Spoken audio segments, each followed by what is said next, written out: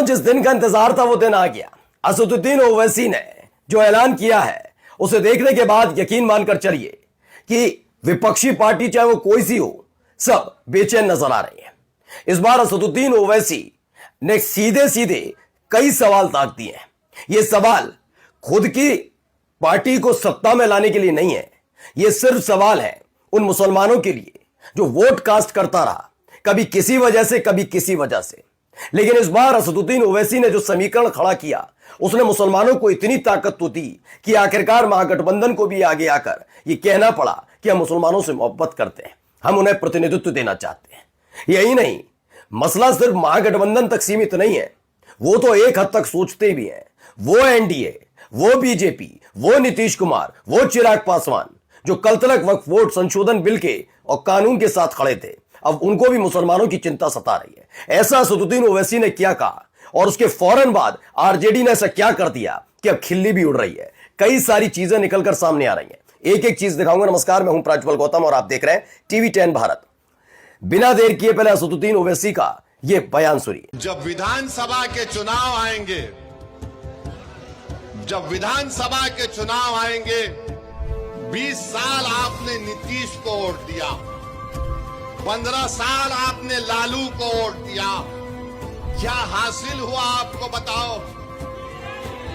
पढ़ाई के लिए बिहार से बाहर जाना पड़ता, नौकरी के लिए बिहार से बाहर जाना पड़ता।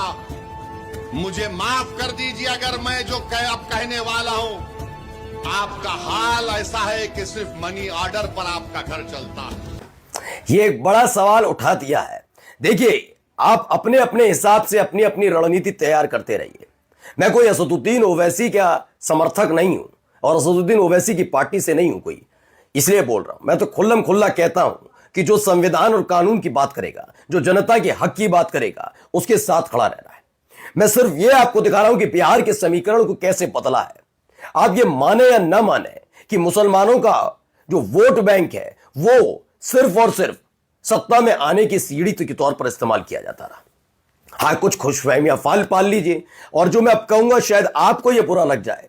जब आपका वोट लेकर कोई भी पार्टी या कोई भी गठबंधन सत्ता में आता है तो कुछ मौलवियों को सम्मान देकर आपको संतुष्ट कर दिया जाता है। यह बात स्पष्ट है, कोई बड़ी बात नहीं है इसमें।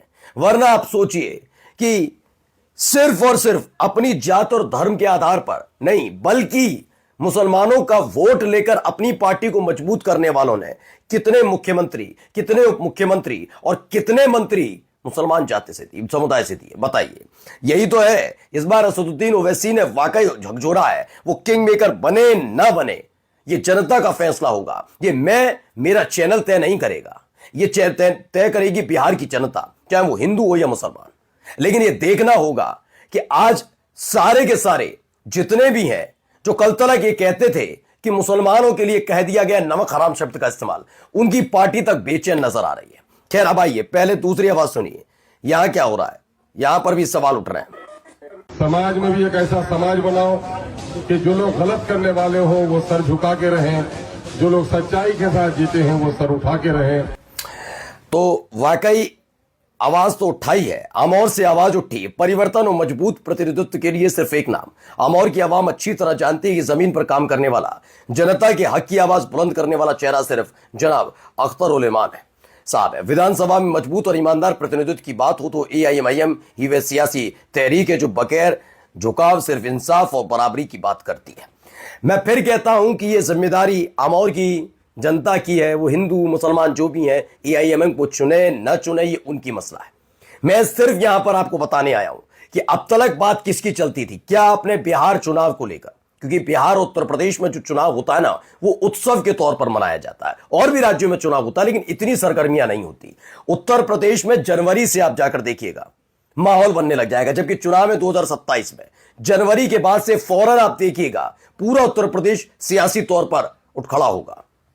ऐसे ही बिहार में वहां 1 साल पहले तक माहौल बनने लग जाता है, यानी आज से 1 साल पहले से ही। लेकिन क्या इन 1 साल पहले से जो माहौल बना उसमें अब 2 महीने काट लीजिए, पिछले 2 महीने, उससे पहले क्या मुसलमानों के हक हकूक की बात होते हुए सुनाई दी आपको? हाँ, वक्फ संशोधन कानून के खिलाफ जेडीयू को, LJPR को झटके लगे, बस वहीं तक सीमित रहे। क्या इसके अलावा कोई बात सुनी आपने? क्या आपने ये सुना, देखा, महसूस किया कि कोई मुसलमानों के लिए सोच रहा है कि हम मुसलमानों को प्यार करते हैं? क्या उन्होंने ये दिखाने की कोशिश की कि हम उनको उनका प्रतिनिधित्व, उनका हक देने जा रहे हैं? ये बात क्यों उठी? ये बात सिर्फ असदुद्दीन ओवैसी और ओवैसी के मोर्चे की वजह से उठ रही है। मैं सिर्फ उतना ही आपको जानकारी देना चाहता हूं। बाकी जिसकी जो मर्जी उसे वोट कास्ट करना चाहिए, लेकिन वोट का इस्तेमाल जरूर करिएगा। आइए, क्यों अब बेचैन नजर आ रहा है महागठबंधन और क्या ऐलान हुआ वो दिखाऊंगा, पहले ये सुनिए। मुसलमान नहीं इस बात को समझ रहा है। मुसलमान का नेता ओवैसी है और मुसलमान ओवैसी को वोट देंगे। मुसलमान सिर्फ ओवैसी को वोट देंगे। सवाल अब उठने लगा है। 14% वाले तेजस्वी यादव 19% वाले के मालिक बनेंगे। अब यह नहीं चलेगा, मुसलमानों का नेता सिर्फ बैरिस्टर असदुद्दीन ओवैसी साहब हैं और मुसलमान अब ओवैसी साहब को ही वोट देगा। ये जनता की मांग है। वही चीज आपके सामने रख रहा हूं। मैं अपनी तरफ से थोप कर या मेरा चैनल करके लाकर दे रहा हूं कोई बयान जबरदस्ती घुसकर, ऐसा नहीं है। हम सिर्फ वही चीज आप तक पहुंचा रहे हैं जो समीकरण बदल रहा है। मैं बार बार जोर देकर आपसे कह रहा हूं, ये आपकी मर्जी। जो आप मुझे देख रहे हैं, मुझे सुन रहे हैं, ये आपकी मर्जी।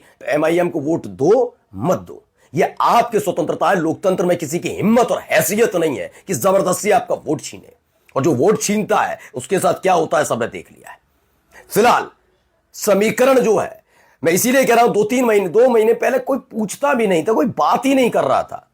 बात कर रहे हैं RJD सुप्रीमो जो है लालू प्रसाद यादव, अपने बेटे के साथ ये किया, वो ऐसा है, तुम नगमग हराम, तुम ये हो, हम ये हिंदू राष्ट्र, ये कर लो। कि नीतीश नाराज, तेजस्वी गुस्सा, ये किसी ने क्या ये आवाज उठाई वक्फ संशोधन कानून के खिलाफ? इस हद तक आवाज उठाई कि बीजेपी को थोड़ा लगता है कि गलत फैसला हुआ, तो NDA वाले कैसे करेंगे, है ना? आइए दूसरा सुनिए, यहां ये क्या कह रहे हैं, इनको भी जरा सुन लीजिए। राहुल तेजस्वी के वोटर अधिकार यात्रा में कोई बड़ा मुस्लिम नेता नहीं दिख रहा है जी। मुस्लिम नेता मत बोलिए, अब्दुल कहिए। अब्दुल देखिए, अब्दुल दरी बिछा रहा है। देखिए, अब्दुल दरी बिछा रहा है। अब्दुल दरी बिछाएगा, हर मंच में दरी बिछाएगा, ताकि जब तक अपना नेता नहीं चुनेगा तो अब्दुल झंडा लगाते हुए नजर आएगा, दरी बिछाते हुए नजर आएगा, जोर जोर से चिल्लाते हुए नजर आएगा। तो आप सुन लीजिए, हर कोई इस बात को मैं कह रहा हूं ना, जगाने का काम तो किया है। और यही वजह है कि हड़कंप दूसरे खेमे में भी है। खेमे में कैसे, जरा सुनिए इनका बयान। इसलिए साथियों, तेजस्वी जी को मुख्यमंत्री बनाइए। एक मजबूत हमारा बड़ा भाई संजीव कुमार को आप जब विधायक बनाएंगे तो वो विधायक नहीं, तेजस्वी यादव जी मुख्यमंत्री बनेंगे। मैं तमाम आए हुए दूर दूर से अक़लियत समाज के लोगों, सभी समाज के लोगों, सभी बातों को भूलो, किसी के बहकावे में नहीं आना है। भाजपा IT सेल तरह तरह का फैला रहा है, उसमें नहीं जाना है। वक्फ बिल के खिलाफ करने वाले को इलाज करना है। जिन लोगों ने वक्फ बिल का समर्थन किया उनका इलाज करना है। कहां थे ये सारे लोग? ये भाजपाई आज इनके जाल में नहीं फंस रहा है। जदयू, लोजपा, ये सब विरोधी है। इन्हीं बातों के साथ, मैं इस उम्मीद के साथ कि छोटी छोटी बातों को भुला करके बिहार और देश को बचाने के लिए इस लालटेन छाप को यहां जिताइए, NDA को हराइए, महागठबंधन की सरकार बनाइए, तेजस्वी यादव जी मुख्यमंत्री बनेंगे।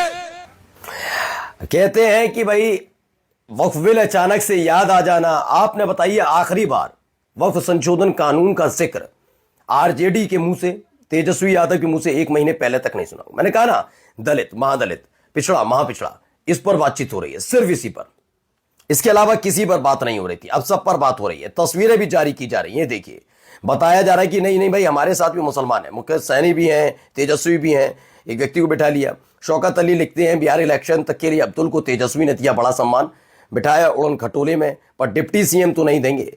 न ले लिया तो बीजेपी आ जाएगी, नाम ले लिया तो बीजेपी आ जाएगी। खैर, प्रथम दृष्टिया ये फोटो AI से बनाया लगता है, ये वो कह रहे हैं। लेकिन मैं कहता हूं, अगर बैठा भी दिया होगा तो कोई बड़ी बात नहीं, क्योंकि असदुद्दीन ओवैसी ने माहौल तो बना दिया है।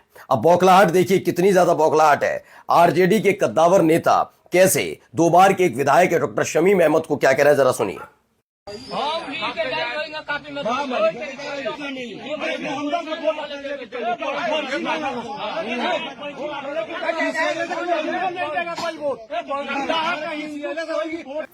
तो सुरेंद्र यादव जी हैं RJD के कद्दावर नेता, पूर्व कानून मंत्री और नरकटिया से 2 बार के विधायक डॉक्टर शमीम अहमद को कह रहे हैं कि कोई हिंदू आपको वोट नहीं देगा। समझ रहे हैं? ये सुरेंद्र यादव है, RJD कद्दावर नेता है, और अब ये क्या कह रहे हैं, 2 बार के विधायक रहे डॉक्टर शमीम अहमद से, कि हिंदू आपको वोट नहीं देगा। आ गए ना हिंदू मुसलमान पर, हिंदू मुसलमान। तो आप RJD के अगर ये नेताजी इनसे कह सकते हैं तो ये भी जरा बता दीजिए कितने मुसलमान फिर आरजेडी को वोट कास्ट करेंगे? इतनी बेचैनी क्यों? अब आप समझिए, हिंदू मुसलमान करने वाली पार्टियां भी अकेली एक नहीं है, कई सारी है। और जाते जाते जरा एक बयान भी सुनिए। तो भैया आपका नाम क्या हुआ? मेरा नाम सहवाग है। तो इस बार भागलपुर से विधानसभा से बीजेपी या कांग्रेस किसको वोट दे रहे हैं? दोनों में से तो हम किसी को नहीं, दोनों में से किसी को नहीं, किसको दे रहे हैं? ओवैसी को। ओवैसी को।